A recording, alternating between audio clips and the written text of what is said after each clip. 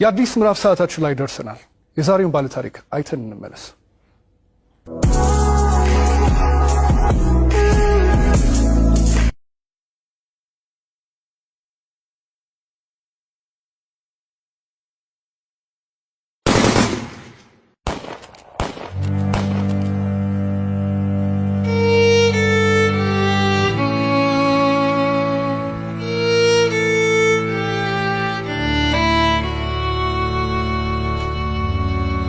ስሜ ብርቱካን እባላለሁ። ተወልጄ ያደኩት ስናን ወረዳ ነው። ከእናትና ከአባቴ የመጀመሪያ ልጅ እኔ ነኝ። እኔን እንደወለዱ ነው አጋጣሚ አባቴም ወደ መንትን ያለ የተሰደደው። እናቴ በህይወት ያረፈችው በወሊድ ምክንያት ነው። ከዛ በኋላ ምንድነው የተደረገው? አያቴ ጋር እንዳድግ ቆየው። ከአያቴ ጋር እየኖርኩ ያለ 8 አመት ሲሞላኝ ትንሽ እሷንም ይቸግራታል። እባካችሁ ልጅትን ለሰው ልስጥ እና ፈልጉልኝ ምናምን ትላቸዋለች እሷ ማለት ነው አያቴ አሉ። በ8 አመት ያስወጥተው ወሰዱኝ። ከዛ እሱ የሁለት ልጆች አባት ነው፣ አንድ ሴትና የአንድ ወንድ እና እነሱን እያሳደኩኝ ልብስ የምሳጠብ የልጆችን ማለት ነው ካልሲ ያጥባለሁ፣ ወጥ እንድሰራ ሙያ እንድለማመድ እነሱ እያበረታታችኝ ሴትዮዋ ኢቭን በዓላት ራሱ ሲኖር ማንኛውንም ነገር ሲኖር ለልጆቹ ልብስ ሰርፕራይዝ ይገዛላቸዋል አውደ አመት ምናምን ሲመጣ። እኔ ደግሞ ሴትዮዋ ከምትለብሰው ልብስ ተቀድና ጣጣጣፋ ጥንጥዬ ነበር እንትን ብላ በመኪና እንኳን አይሰፋም እቤት ነበር በመርፌ ተሰፋው ነበር። እሱን ለብሼ ሄዳለሁ። ጫማም የተወረቁ የወደቀውን ልጆች ተጠቅሞ የጨረሱትን እሱን ሰጎትት ምንስል የባለም እንደዛው እየተማርኩኝ እያለ የሆነ ደረጃ ተሸላሚ ሆንኩኝ። እስከ 8 ደረስኩ። ከ8ኛ ክፍል በኋላ የሆነ ስራ ምቢት ልብስ የሆነ እየጎረመስኩ ስመጣ ስራው እያያዘኝ ትምህርቱም እያያዘኝ እየከበደ ሲመጣ ስራዬን ለሊት ሙሉ ሰዓት አንተደላለሁ አልተኛም ነበር። 24 ሰዓት ነበር። ከዛ ዩኒቨርሲቲ እንታስወርት ያከፍል ጨረስኩ። 12ም ያው 392 አመጣው። ውጤት ከመጣ በኋላ ወደ ዩኒቨርሲቲ ተመደብኩኝ።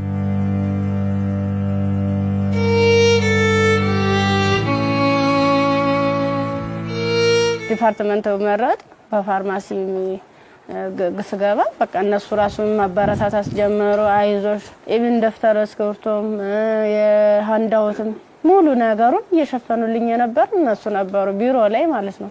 አሪፍ ውጤት ነበረኝ።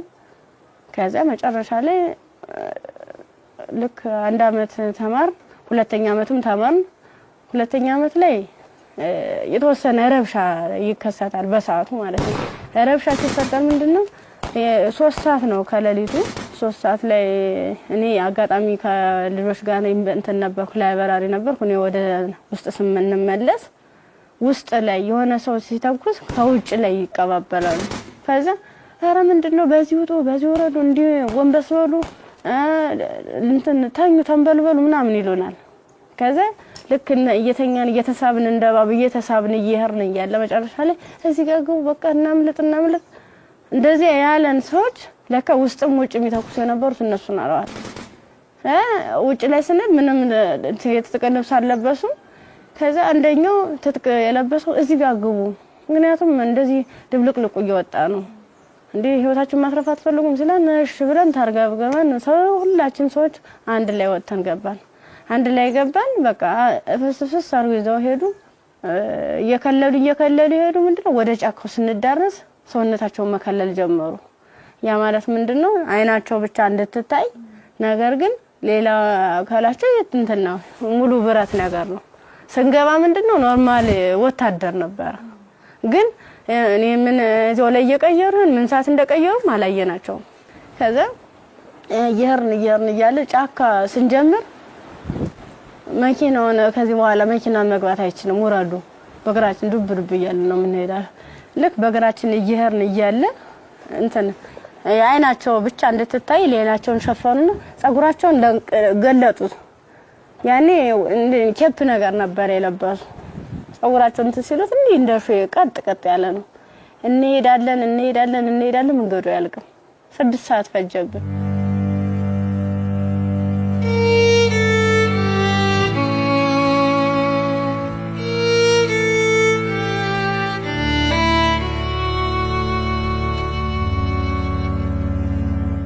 መረስ አይቀርም ስንደርስ ምንም ነገር የለም ቤት የለም ምን የለም በቃ የሆነ ሜዳ ነገር አለ ትክክለኛ እንትን ማለት ነው አረንጓዴ ነገር አለ እዚህ ጋር ስፖርት ስሩ ይሄን ስልጠና መውሰድ አለባችሁ በዚህ ነው አሁን ያመጣናችሁ ምንድነው እናንተን ፈልገናችሁ ነው በቃ ለትጥቅ ስለፈለግናችሁ ስልጠናዎችን መውሰድ አለባችሁ መማር አለባችሁ ከዛ ሳናቸው ይዋን እያደር ትንፍስ እንዳትሉ እና ዳቦ ሲሰጡ እንደ ዳቦ ነው እንደ ንስ ይያሉ ነው እንደዚህ የሚወረወሩልን ማለት ነው አይጠጉንም ሁሉ ከዛ ይወረወሩልን እያነሳን እንበላለን ያው ሆድ አይደለም ይርበናል ምን ጠጣው ውሃ ስናጣ ደግሞ በለበስነው ልብስ እየዘፈዘፍን ምንጭ ነገር እናገኛለን ወራጇ ዝም ብሎ ቆሻሻ የተገደበ ነገር እናገኛለን እሱን ልብሳችንን እንዘፈዝፍና እንዲ ለመጥለቅም ስለሚቀፍ ልብሳችንን ዘፈዝፍና ልብሳችን እየጫመቅን ነበር እንደዚህ ያንጠፈጠፍን ነበር ልብሳችን እየመጠጥን ምንጠጣ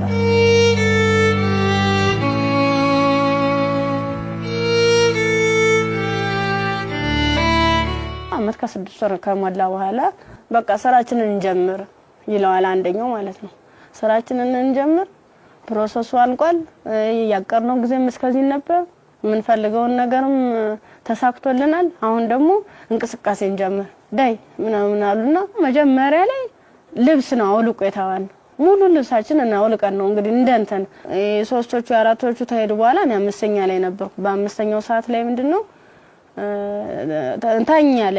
ታኛው ከተኛው በኋላ እየተካኩ ነበር ሲደፍሩ የነበሩ ማለት ነው ከዛ እየተካኩ እየደፈሩ ካደረጉ በኋላ ከደፈሩ በኋላ ምንድነው እንትን ራሴን ስስት አይ እንደዚያ ከሆነማ በዚህ ነው ስሜታችን የሚኖርልና እንደዚህ ያደርጋ ይሆነ እንደ 6 አይነት ነገር እንደ 6 ይሆናል እንደ ፌሮ እንዲ ነው ቀጥታ እንደዚህ ሲወጉ የነበረ ማለት ነው ጥቅጥቅ ካደረጉት በኋላ ስዳስ ሰው ራሱ ቁስሉ ይታወቀኝ ነበር ዘንዲታኝቼ ወድቄ ራሱ ማለት ነው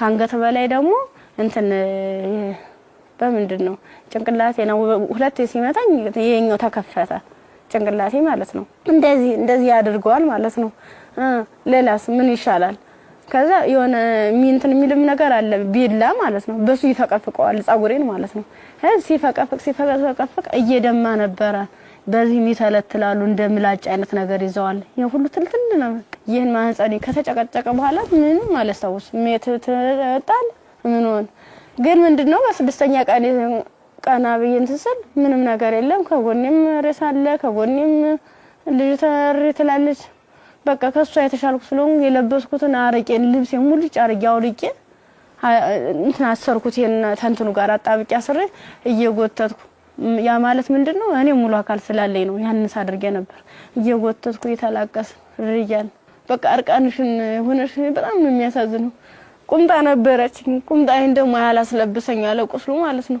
እንዲ ክፍቱን አርጌ ልብሴን ግን ሙሉ ቃኔ ለሷ ለበስኳት የለበስኳት አንድ ቀሚስ ነበርና ቁምጣ ከስር ለብሼ ነበር የለበስኳት ልብስ በቁምጣዬ ማሰር አልቻልኩም አውልቄ ሁሉ ሞክሬያለሁ ሙሉ ደም ማለት ነው ከዛ በሷ አሰርኩና የወተትኩ ሰል ገሩ ይመጣሉ በሰዓቱ ማለት ነው ከዛ እንዲታ ያንዘላዘሉ እንትን ብላ እንደዚህ ተሸክሙ ያንዘላዘሉ ይዘዋት ይሄዳሉ ሀይዟ ሲሄዱ እኔ አልሰማማ እንትን አለልም በቃ እንዳንችንስ አንችልስ ገላጌ ተገኘ ብላኝ እኔ እንጂ ይብለኝ ደህል እንዴ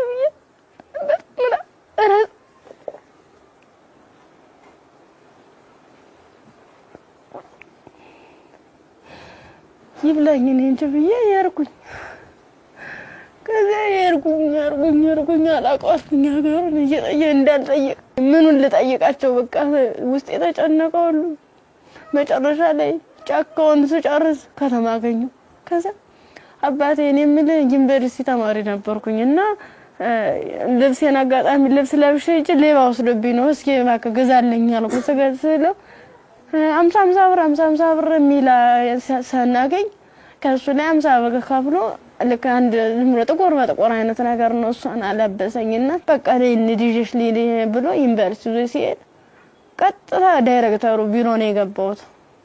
ከዚህ ቀጥታ ዳይሬክተሩ ቢሮ ስገባ ምንድነው ሙሉ ነገሩን ካየ በኋላ ህክምና ውስጥ እንደገባ ማህፀን እንዲታሸግ ከአንገት በላይ ያለው እንዲታሸግ ተደረገልኝ። አሳሸገኝ እያለ በቃ ሰለቹኝ ማለት ቁስሉም ሊድን አልቻለም። እነሱም ካቅማቸው በላይ ሆነ። እኔ አማራጭ ምንድነው ዩኒቨርሲቲው ትምህርት ቤቱ ፊት ለፊት መለመን ጀመርኩኝ።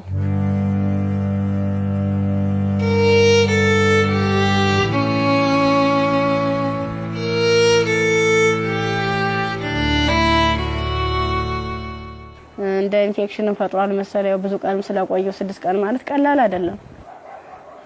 ያን እየቆራረጡ እያወጡ እያስተካከሉ እያጠሙ ሲሉ መጨረሻ የልብም ኬዝ እንዳለብኝ የታወቀም እዚያ ነው። ልክ በራሳቸው መኪና ነው ወስደውኝ አምጥተው እዚህ ጣሉኝ፣ አዲስ አበባ ማለት ነው። ከዛ አዲስ አበባ ሲጥሉኝ ምንድነው ወዴት ልሂድ በቃ ህይወት መስቀልቅል ላለብኝ እብድ ሆንኩኝ፣ አበርኩኝ። ከጊዮርጊስ ወደ ማርያም ሄድኩኝ። የማርያም ቀን ነው ልሂድ እስኪ ምናምን ብዬ ሰው በሚሄድበት እየተከተልኩ እዛ ስዕል ቅድስት ማርያም ይላል። እዚያ ቁጭ ብዬ እየለመንኩኝ ታገኘኛለችና ብር ተሰጠኛለች። 50 ብር ተሰጠች። በኋላ ምን ፈልገሽ ነው ምናምን አይዞሽ ምናምን አለችኝ። እኔ እኮ እንደዚህ ተማሪ ነኝ እና በዚህ ረብሻ ምክንያት ነው እንደዚህ ተፈጠረው። እንዴት ላድርግ እንዴት ልሂድ ብለሽ አልኳት። የት ልሂድ ብለሽ ስላት አይ እንደዚህማ ከሆነ ከኒልክ ጤና ጣቢያ እንወሰደሽ ብሎ ጤና ጣቢያ ሲሄድ የምጥ መርፌ ሰጡ። እስቲሽ አደረጉ። ከተወለደ በኋላ በጣም ራበኝ። በቃ ምኑን ላጥበው ማጣው ሳጣ ሲርበኝ ማዘር ተሬዛ ጋር መጣሁኝ። ምን ላድርግ አልኳት። በቃ ጨለመብኝ፣ እባክሽ አስገብኝ ስላት ከጎንሽ አለን ብላ መድኃኒቶቹንም ያንዳንዱ የህክምና ክትትሎችን እያደረጉልኝ ውስጥ ላይ ከነሱ አቅም በላይ የሆነውን ሪፈራል ተጻፈልኝ። በረንዳ ላይ የነበርኩት ወደ ቤት እየተቀየረ ሰው ቤት ማደር ጀመርኩ። እያልኩኝ በእነሱ ጥረት በእነሱ ጥንካሬ በማዘር ተሬዛ ማለት ነው ለልጁም ሆነ ለኔ ህክምና ወጪዎችን ያንዳንዷን እየሸፈነች እሷ እንደ እናት ሆና እየመከረችኝ እያጽናናችኝ እንባዬን እያበሰችኝ ነበር። አንድ እሷ ናት።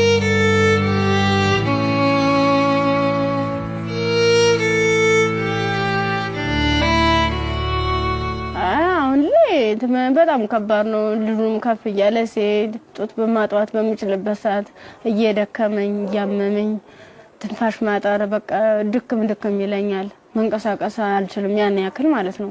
ብዙ መድኃኒቶችን ነው የምወስደው። የሚዋጥ መድኃኒት አለ፣ መርፌ አለ እና እነሱን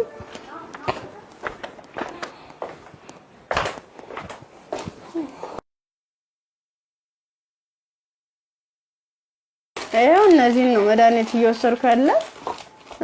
በቃ እነዚህ የሚዋጥ መድኃኒት አለኝ፣ መርፌ አለኝ። ይሄን ነገር ነው እየወሰድኩ ያለው እና ይሄን መድኃኒት ስወስድ ደግሞ ለኔ የሆነ ማለት ምግብ ያስፈልገኛል። ምበላው መጠጣው የለም መታየት ነው። ደረቅ ኮቸሮ ነው። አሁን ቅድም እንደውም ሳዘጋጅ ነበር ኮቸሮ እዚህ አለ ዘፍዝፌ ነው የነው እየበላ ያለው።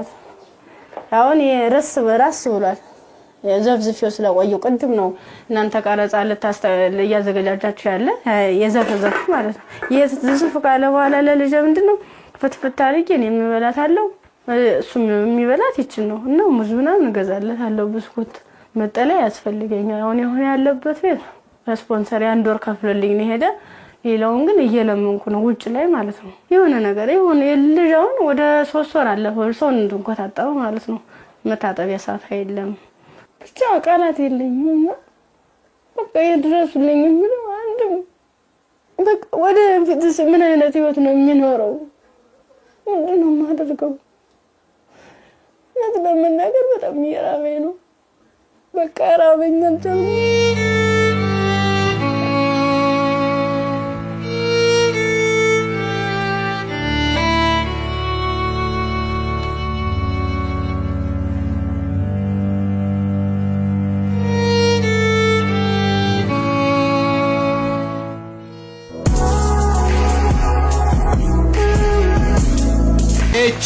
ኤች ሞተር ዘይት ለአፍሪካ መልክዓ ምድር እጅግ ተስማሚ በሆነ በጀርመን ቴክኖሎጂ በከፍተኛ ጥራት የተመረቱ ኤች ሞተር ዘይት፣ ኤች ግሪስ፣ ኤች ኢንዱስትሪያል ዘይቶች የአቅርቦት እጥረት አይታሰብም።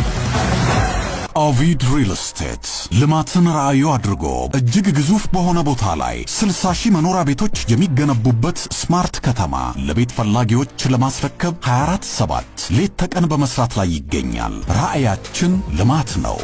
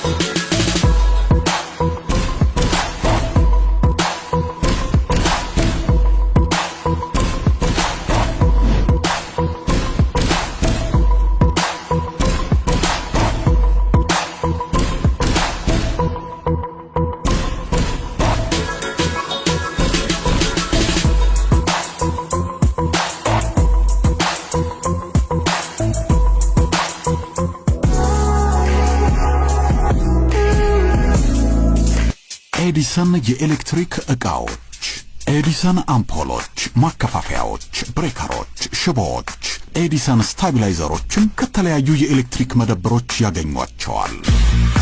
ኤዲሰን ታላቅ ስም። የብርቱካንን ታሪክ ነበር አይተን የተመለስነው። ከዚህ ቀደም ብዙ አይነት እንደዚህ አይነት ታሪኮች ተሰርተዋል። ግን ይሄ እውነት ከኢትዮጵያዊነት የወጣ ፍጹም ኢትዮጵያ ውስጥ ይሄ ነገር ሲያጋጥማል ወይ ብለን እንድናስብ ራሳችንን እንድንጠይቅ የት ነው ያለነው የቱ ጋር ደርሰናል ብለን ያየንበትም ታሪክ ነው። ብርቱካን በጣም ተስፋ የነበራት ለዓላማዋ ታግላ እዚህ ጋር የደረሰች ጎበዝ ጠንካራ ወጣት ተማሪ ነበረች። ከዛ በኋላ ግን የመጣባት ነገር የሚያሳዝን ነው። የመጣባትን ነገር መቋቋም ባልቻለችበት ሁኔታ ላይ ደግሞ ተጨማሪ ነገር ወደ ህይወቷ መጣ። ያም ልጇ ነውና ለልጇ ብርቱካን ምን ብላ ይሆን ታሪኳን የምትነግረው ብዬ ሳስብ ነበር። በጣም የሚያስጨንቅና የሚረብሽም ጭምር ነው። የሷም ህይወት ተበላሸ ስንል እንደገና ደግሞ ህፃን ልጅ ወደዚህ አምጥታለች። የዛ ህፃን ልጅ ተስፋውስ ምንድነው? ነገስ የሚመለስለት መልስ ምንድነው? ይሄ ልጅስ እንዴት አድርጎ ነው አድጎ ሀገርን የሚረከበው ብለን እንድንጠይቅ የሚያደርገንም ይመስለኛል። የብርቱካን ታሪክ በጣም ብዙ ሴቶች ላይ ያጋጥማል። ግን ደግሞ ይሄኛው የሚዘገንንና ለመስማትም ለጆሮም ለማየትም የሚቀፎ ነው ያገኘው። ያው ሰው ስትሆኚ ተፈተኛለሽ። አንዳንዴ የፈተናም አይነት አለው እንዴት ያለሽ በቃ በርግጥ ላያስችል አይሰጥም ይባላል። ግን ደግሞ አንዳንዴ ከመቻል በላይ የሚሆኑ ፈተናዎች አሉና እንደ ኢትዮጵያ እንደ ሀገር ደግሞ ስታስቡ እንደዚህ አይነት ሁኔታ የሚደረግበት ማህበረሰብ ውስጥ ነው እንደ ያለ ነው። በምን አይነት ሁኔታ ነው ህይወታችንን እየመራን ያለ ነው የሚለው ራሱ ሌላ ጥያቄ ነውና በጣም ከባድ ነው። የብርቱካን ቪዲዮንም ቁጭ ብዬ ሳየው እውነት ለመናገር አንደበት የለኝም። ከአእምሮ በላይ ነው። እጅግ በጣም የሚሰቀጥጥና የሚዘገንን ከመሆኑ ብዛት የተነሳ ጭራሽ እንደውም ፊልም ነው እንዴ አክቲንግ ነው እንዴ የሚያስብል ሁላ። ምክንያቱም ያው ብዙ ሆረር ፊልሞችን እንሰማለን፣ ግን የእውነት መሬት ላይ የወረደ እንደዚህ በዚህ ልክ የሚሰማ ነውር ሁላ አለ ወይ እስከ ማለትም ድረስ አለና ብርቱካን እንግዲህ ስቱዲዮ ውስጥ ትገኛለች። አብረን ቆመን እንቀበላለን። እንኳን ደህና መጣሽ። እንኳን ደህና መጣሽ።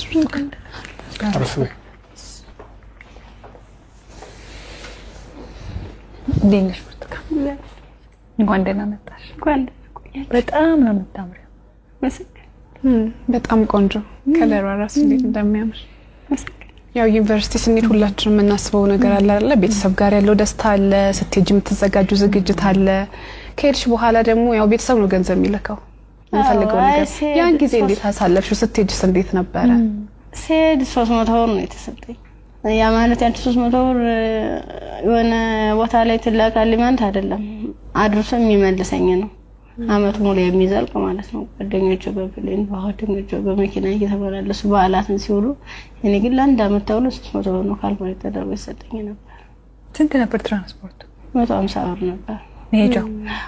እንደ ሴት ደግሞ ለሴት የሚያስፈልግ ነገር አለ፣ የምንቀባው አለ፣ የተፈጥሮ ጉዳይ አለ። ለዚህ ሁሉ ነገር ገንዘብ ያስፈልጋል። በምን ነበረ ያን ነገር? ጓደኞቼ የተሻለ ህይወት ነበር እንትን የሚሉ ባለሀብት ልጆች አሉ። እነሱ ነበረ የሻር እያደረጉ እያዋጡ ነገሮችን የሚሸፍኑ ኢቨን ሞዴስ ራሱ ይገዙልኝ ነበር። ጓደኞቼ ነበር ከጎን ያሉት ማለት ነው። እሺ ከዛ በኋላ ያ ሁሉ ነገር አለፈና ዩኒቨርሲቲ ገባሽ። ዩኒቨርሲቲ ገብተሽ ሁለተኛ ዓመት ተማሪ ሆነሽ ነው ይሄ ነገር ያጋጠመሽ። እንዴት ነበር እስቲ ጊዜውን አስታውሽ? ማለት በጣም ነው የሚከብድ። 3 ሰዓት ላይ ልክ ከላይ ወረ 3 ሰዓት ዘጋብኝ። መመለስ አልፈልግ ወጣሁኝና የሆነ ይሮራጣሉ ማለት ነው ሰዎቹ። ስንሄድ በቃ ኧረ እንደዚህ ተኩስ የተነሳ ለምን ትሄዳላችሁ? በቃ በዚህ ሄዱ ነው በዚህና እንትን በሉ እዚያ ካገቡ ምናምን ሲሉን እኛ በሰዓቱ ተኛን ተቆርቁሮ ነው የመሰለን። እኛ እንደዚህ ለማትረፍ ነው ብለን ተንደርድረን ራሳቸው መኪና ገባን። የነሱ መኪና ምን እንደሆነ ረብሻ የሚፈጥሩ ሰዎች በመጡበት መኪና። አዎ ከፍተ ነው ከኋላ 1 አመት ከ6 ወር ነው እዚያ የቆየነው ጫካ ውስጥ ምንም ነገር ሳይፈጠር። አመት ከ6 ወር ምን ነበር የሚሏችሁ? ትጥቅ ነው ልንቀየራችሁ ነው ትታጠቃላችሁ፣ አለበለዚያ ያሰብነው አለ እሱ እንሰራለን አብረን ምን ይሆናል እያሉ። የት ነበርስ የምታድሩት? እዚህ ውጭ ላይ ነው። ብዙ ጊዜ ዛፍ ነበር እንዲተከልል እንትን መለ ነበር። እዛ በምትሆኑበት ጊዜ በተለይ ለሴቶች አስቸጋሪ ሁኔታ የንጽህና መጠበቂያ ማግኘት ነው። ያንንስ እንዴት ነበር የምታሳልፉት? የምን ንጽህና መጠበቂያ ነው? በቃ ዝም ብለን ስናክ ነበር የምንውለው። ከ1 አመት ከ6 ወር በኋላ ምንድነው የተፈጠረው? መጨረሻችን ላይ ሰልፍ አሳለፉን። እርቃናችንን አውልቀው ልብሳችንን ካወለቁ በኋላ ሰልፍ አስያዙ። እኔ አጋጣሚ ከአምስተኛ አካባቢ ላይ ነበርኩኝ። ግንኙነት ከተደረገ በኋላ እንዴት ሲጨቀጭቁ ራሱ በፌሮ ሲወጉ አላስታውስም። ደንዝዟል ሰውነት። ምን ያህል ሰው እንደተደረገ ምን እንደተደረገ አላውቅም። በ6ኛ ቀን ስነቃ እንደ ማበላ ነው የሚፈሰው። እሷ ደግሞ አንድ አካል ስለጎደላት ምንድነው አማራጭ? የለበስኩትን ልብስ አውልቄ ለሷ ነገሮቿን አስሬ ነው ቅፋ እየወተትኩ ጀመር ጀመሩ። እንዳላዝላት አልችላትም። ከዛ አብረን ነው ምን ሄደው አንቺን እኮ ትችላለሽ ስትለኝ እንዲሁ ነው ሁለት አካለ ስንኩል ማን ይቀበለናል አልኳት። ምክንያቱም ማንም ቢሆን እንደዚህ ደም እየፈሰሰ እንደዚህ ምድሩ ሁሉ ጨልሞብኝ ነገ ወዲያ የተሻለ ህይወት አገኛለሁ ብዬ ነገ ወዲያ ጥሩ ቦታ ደርሳለሁ ብዬ አሰብኩት ልጅ በቃ በጨረሻው እንደዚህ ሲያመር እንደዚህ ሲው በጣም ካፋኝ። በቃ ለሁሉም ማለት ነገ ወዲያ እንዴት ነው የምሆነው? ምንድነው ማድረግስ የምችለው? በምን አይነት መልኩ ነው ህይወቴንስ መጠገን የምችለው? አይዞሽ የሚለኝስ ማንኛው ሰው ነው? በቃ አለው እንደዚህ። መጨረሻ ላይ ምንድነው ጎዳና ተዳዳሪ የሆንኩት? ጎዳና ነው ወድቄ በቃ እኔ እንጂ